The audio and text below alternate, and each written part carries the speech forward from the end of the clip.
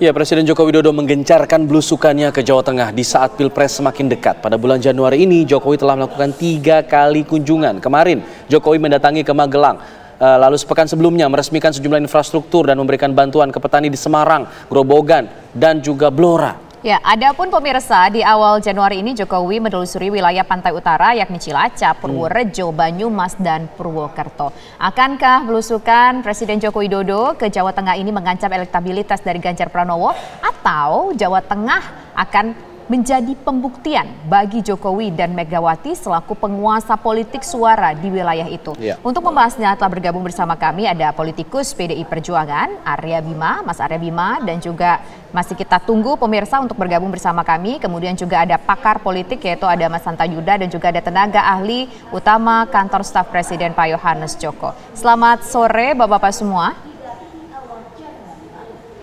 Selamat sore Mas Alfar, Mbak Tisa, Mas Hanta. Mas Hanta terlebih dahulu. Mas Hanta, dalam bulan Januari ini Pak Jokowi sudah beberapa kali melakukan kunjungan. Nah, apakah kunjungan Pak Jokowi ini akan mampu untuk meningkatkan tingkat keterpilihan dari Prabowo dan juga Gibran dalam Pilpres ini?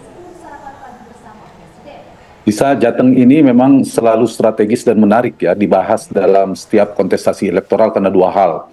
Satu, karena Jateng adalah lumbung politik elektoral. Dia setelah Jawa Barat, Jawa Timur, Jawa Tengah itu tertinggi pemilihnya, sekitar 14-15%. Yang kedua, ini yang menarik, saya ingin jawab pertanyaan. Di Jawa Tengah itu ada 2 kekuatan raksasa politik yang memiliki kekuatan relatif imbang. Yang kita tahu 2 hal itu, satu, mesin PDI Perjuangan yang sangat kokoh, yang sangat solid, di sana terbukti selalu memenangkan kompetisi, dan di sana ada pengaruh Ibu Megawati yang sangat kuat. Ada pemilih-pemilih militan fanatik PDI Perjuangan. Yang kedua, belakangan 10 tahun terakhir ada kekuatan figur namanya Pak Joko Widodo. Jokowi adalah salah satu entitas politik sangat kuat di Jawa Tengah yang memang berangkat dari sana. Beliau mantan wali kota Solo. Jadi 2 kekuatan ini di 2019 yang lalu berduet menjadi duet maut. Terbukti pada hasil Pilpres 2019 yang lalu itu kenaikan Pilpres Pak Jokowi angkanya hampir 77%, tertinggi dari seluruh provinsi perolehan Jokowi Maruf Amin pada saat itu, karena 2 kekuatan ini bersatu. Nah, hari ini 2 kekuatan ini tercerai-berai, artinya berpisah, boleh dikatakan tanda petik berhadap-hadapan, dari duet maut menjadi duel maut, karena keduanya memiliki kekuatan yang relatif imbang. Nah, karena itu pertarungan di Jawa Tengah itu bukan sekedar pertarungan elektoral atau eleksi, tapi juga pertarungan gengsi. Nah, kalau dalam pertarungan gengsi biasanya semua kekuatan energi jaringan politik pasti dikerahkan untuk memenangkan soal pembuktian, kalau kata Tisa tadi, pembuktian politik siapa yang akan memenangkan Jawa Tengah.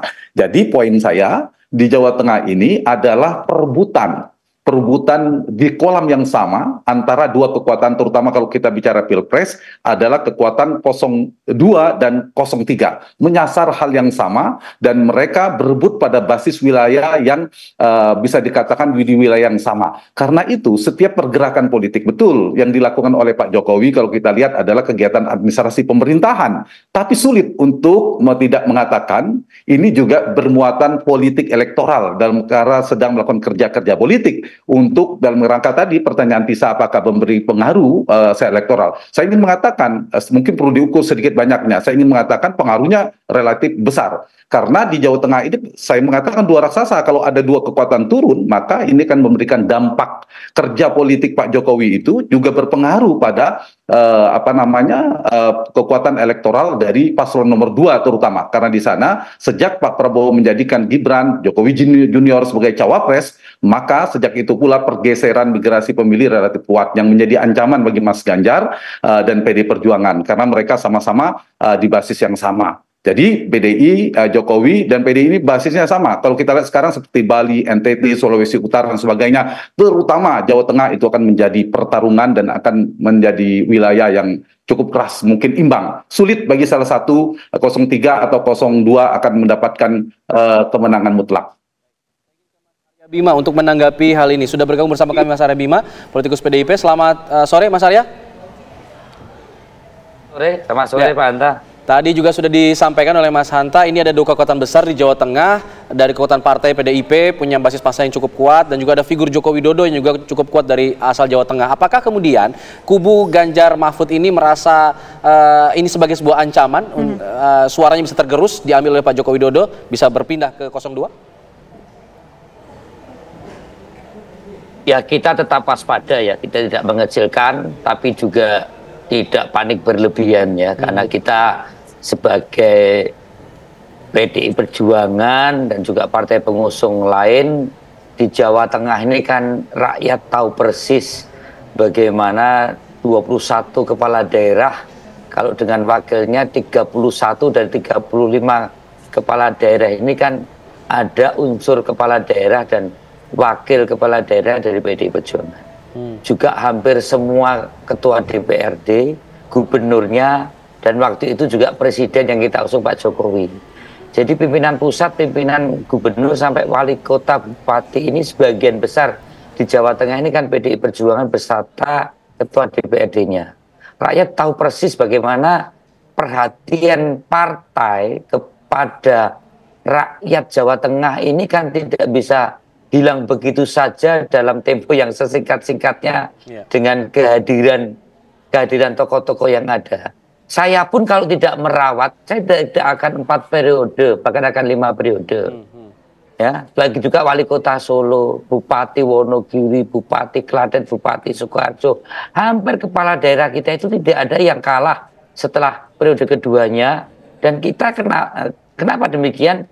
Ya karena memang dari rakyat oleh rakyat pada saat mereka nyoblos, untuk rakyatnya kan 5 tahun. 5 tahun ini kita punya cara bagaimana memaknai kemenangan itu tidak hanya sekedar elektoral, tapi juga secara substantif.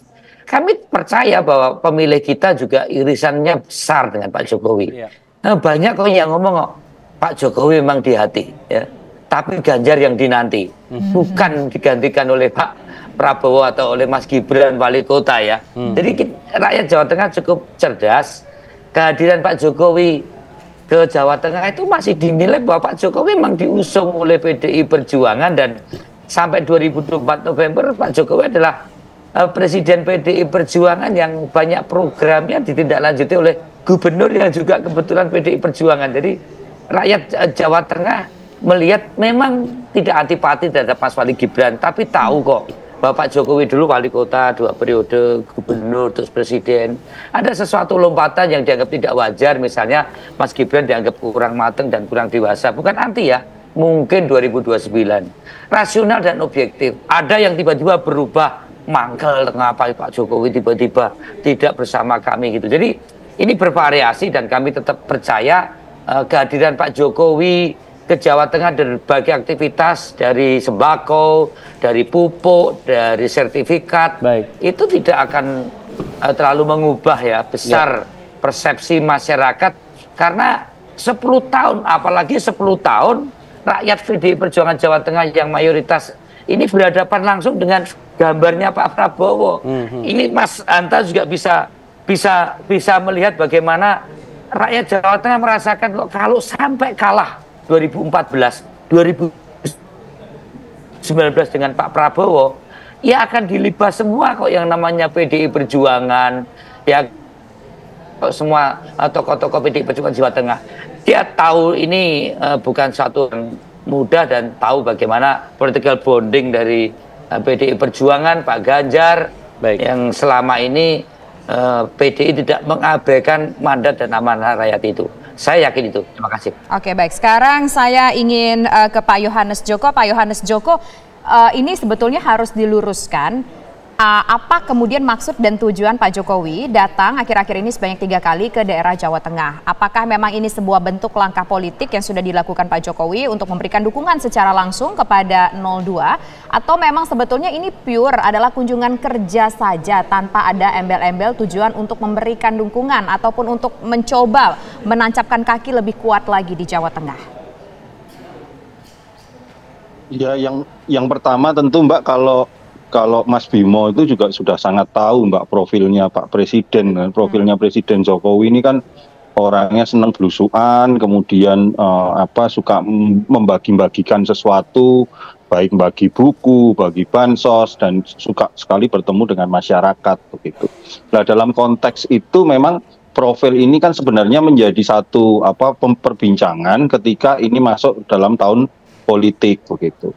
Tetapi kan pemerintahan ini kan harus tetap berjalan, Pak, lepas dari segala agenda konstitusi apapun yang terjadi begitu.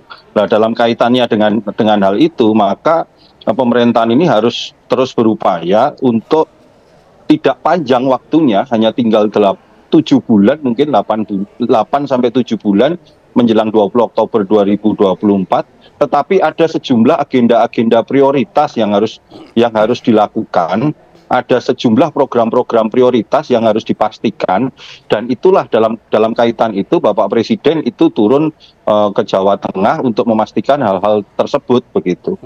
Oke, apakah kemudian agenda-agenda prioritas tadi memang sudah diagendakan sejak lama, sudah beberapa bulan sebelumnya atau beberapa ya sudah ini, atau memang baru diagendakan mendadak misalnya mengikuti jadwal yang ada saat ini? Nanti dijawab setelah jeda ya, Mas Johannes. Kami jeda dulu, kami kembali saat lagi. Tetap bersama kami di sini di Kabar Petang.